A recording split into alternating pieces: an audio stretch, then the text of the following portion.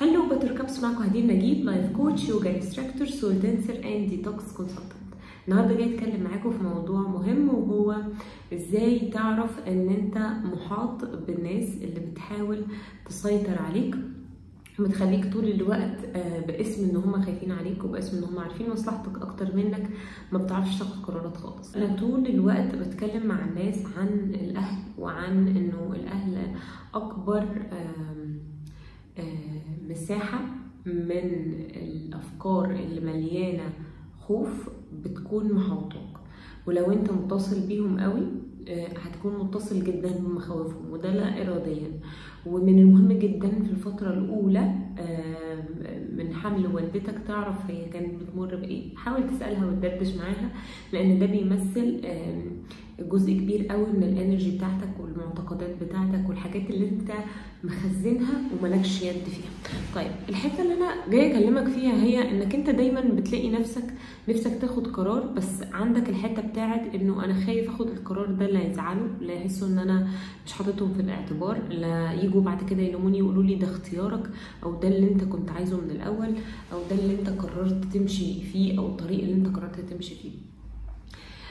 هقولك على حاجتين بيحصلوا لو انت ما بتعملش ده مبدئيا. يعني لو انت بتسمع كلامهم جدا، اللي هيحصل معاك انك طول الوقت هتكون اسير جدا لحته انك ما بتجربش، وبتيجي تكلم نفسك هو انا ليه ما عملتش ده. هترجع لنفس النقطه ان هم اللي قالوا لي ان ده الصح، وانا مشيت على اساس ان هم اللي قالوا لي، بس جواك نفسك كنت تغلط او تجرب او تعيش التجربه. فهتيجي بعد فترة كبيرة قوي لما مثلا توصل مثلا تبقى وصلت البوزيشن كويس جدا، نفسك بقى تجرب، نفسك مثلا تجرب الحاجات بتاعت الشباب اللي هما بيغلطوا فيها وبيعقوا فيها، بس ساعتها مش تبقى عارف تجرب، هتبقى في حاجة جواك مخلياك مش عارف تسيب نفسك في التجربة، وهيبقى في تناقض كبير، وهتبقى حتى مش عارف انك تستفيد من التجربة. ده اول واي. تاني واي هو الناس اللي بتحاول طول الوقت تقنع نفسها انه انا عملت اللي انا عايزاه، وانا عايشة مايند سيت حرة، وبعمل كل حاجة عكس أهلي، وعايشة حياة غيرهم خالص، بس أنا من جوه قوي بتقطع، أنا من جوه قوي زعلانة، أنا من جوه قوي حاسة إنه في حاجة غلط، أنا من جوه قوي مش مقتنعة إنه أنا المفروض كنت أعمل كده، او المفروض ان انا اخد قرارات حره وابعد عنهم. وفي بنات كتير بتقعد في بيوت لوحدها، وبتقرر ان هي تعيش لوحدها، وبتقرر تاخد من A to Z الحياه كلها لوحدها، بس هم جواهم لوم على نفسهم كبير، حاسين بالتقصير، حاسين بالذنب، حاسين بالعار، او مش حاسين بالذنب ناحيه اهلهم، حاسين بالذنب ناحيه نفسهم يعني. فالحته المهمه اللي انت محتاج تتحرك منها هي انك انت تبقى مصدق انه عادي جدا، عادي جدا انك تحس انه الناس اللي انت اتولدت وسطهم مش شبهك، وانه عادي جدا انك تنفصل عنهم روحيا وطاقيا. طب يعني ايه هدير افصل طاقتي عنهم؟ يعني ايه ابقى منعزل طاقيا عنهم؟ يعني تعامل معاهم ببر جدا وودهم جدا، ولكن ما يكونوش بيجوا على اي قرار من قرارات حياتك.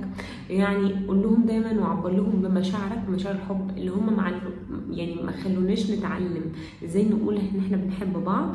انت علمهم ده واتكلم عن ده، وقول لهم دايما انك بتحبهم، وعبر جدا عن انك بتحبهم، بس ما تتواجدش معاهم كتير.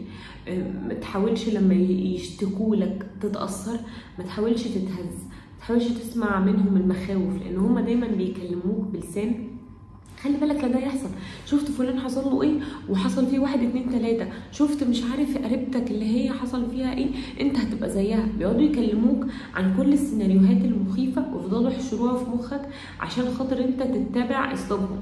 هما ما عاشوش التجربه، فهما بيتحركوا من نفس النقطه.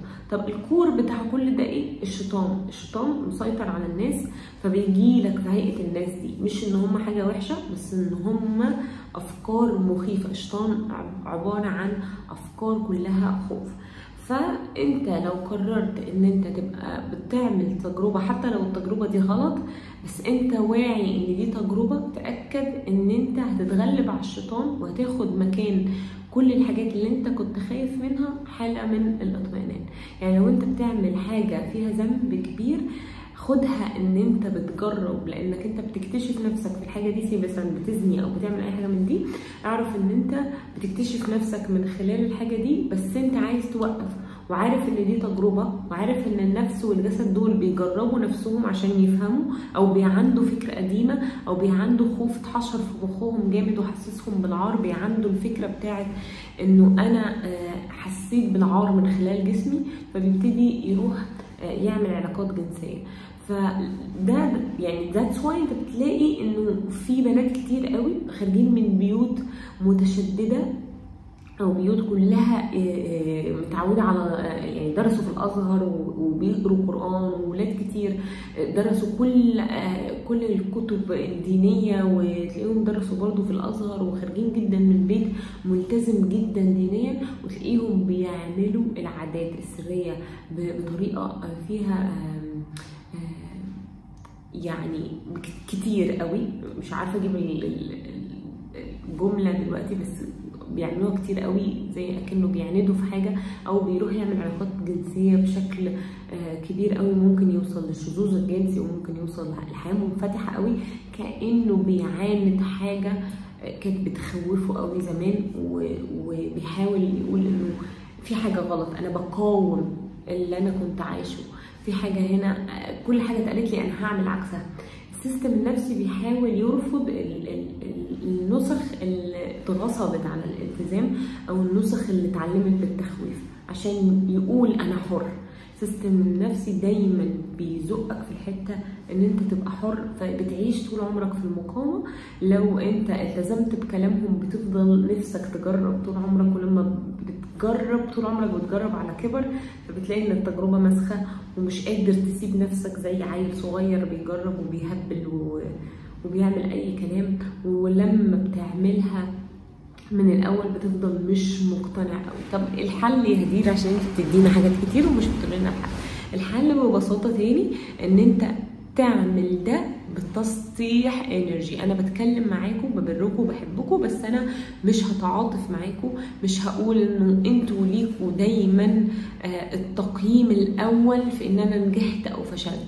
انتوا مهما كان، انتوا كان دوري في حياتكم ان انا اقول لك بابا وماما واحترمك وبرك واساعدك، وانا كان دوري في حياتك ان انت جبتني للدنيا دي عشان اعمل دور ربنا امرني بيه. فانت ساعدتني انك جبتني، وانا اديتك مقابل ده لقب الاب والام، اديتك مقابل ده انه انا معاك ابرك واودك واسندك في اي وقت وادعمك.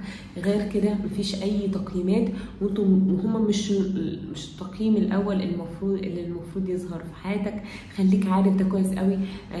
وانا دايما بتكلم في النقطه دي لان انا مريت بيها وفهماها كويس قوي، وعارفه قد ايه هي بتضغط عليك، وعارفه قد ايه هي موقفاك. وكتير قوي من بنات اقسم بالله مش بيتجوزوا بسبب انه في افكار مش بتاعتهم جايه من البيت فيه افكار مخيفه انه البنت دي ما اتجوزتش، فاحنا حاسين انه احنا في حاجه مأزمانا، حتى لو هما مش بيقولوا لك، حتى لو مش بيقولوا لك انت ما اتجوزتيش لحد دلوقتي، بس هما في طاقه حاسين انه عايزين نتصرف. هي ليه ما اتجوزتش؟ هي في حاجه غلط؟ طب هي فيها حاجه غلط؟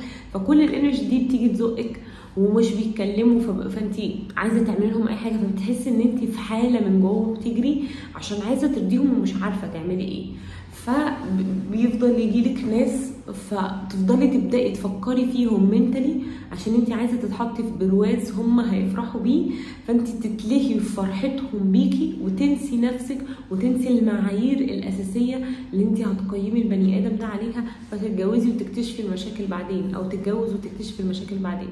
فكتير قوي بينساق ورا الانرجي بتاعت ان انا فرحان بفرحتهم بيا فادوس واكمل، ولكن الحقيقي ان انت بترمي نفسك في حاجه مش بمعاييرك، بمعايير حد بيقولك انا برافو فرحت بيك وفخور بيك.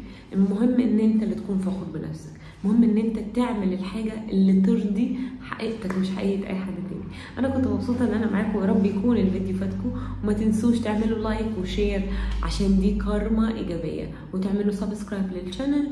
ولو احتجتوا اي مساعده في اي استشاره او في الورك شوبس اللي بنعملها والكورسز، ممكن تدوسوا هنا في البايو، هتلاقوا رقم لحجز الجلسات والكورسات. اشوفكم هناك في بيج الانستجرام، ولو عوزتوا اي سؤال ممكن تسيبوهولي في الكومنت. اشوفك في فيديو تاني.